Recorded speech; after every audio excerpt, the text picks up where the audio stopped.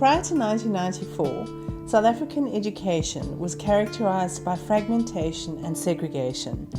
The divisions were largely along racial lines, but children with disabilities were also segregated in special education. Since our new democracy, these departments became one general education system, but we still experience segregation, as the prevailing belief is that children with disabilities should be educated in special schools.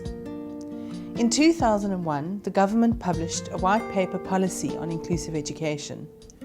This policy outlined a 20-year plan to transform South Africa's education system into an inclusive one. Special schools are to be converted into resource centres, where specialised expertise and resources can be shared with other surrounding schools so that more children benefit from the support. All other ordinary public schools are to become inclusive schools, accommodating all learners in their catchment area, even those children requiring higher levels of support. This policy has faced significant challenges in its implementation. The attitude and willingness of ordinary school teachers to teach inclusively is one of them. This is coupled with the lack of continuous professional development of teachers to equip them with the skills necessary to differentiate their teaching. But at the core of the challenges lies the fact that inclusive education has been seen as an add-on or addendum to the education system. Fundamental transformation of the entire system, its policies and practices at all levels, has not yet happened. The misconception that inclusive education is only about disability is still widely believed. This despite policy which clearly looks at far broader barriers to learning that children in South Africa may be experiencing. By far the majority of learners in South Africa experience one or more barriers to learning during their school career. For many, these are the result of the impact of socio-economic conditions in which they live. Hunger, domestic abuse, community violence, dysfunctional family units create conditions that are not conducive for learning.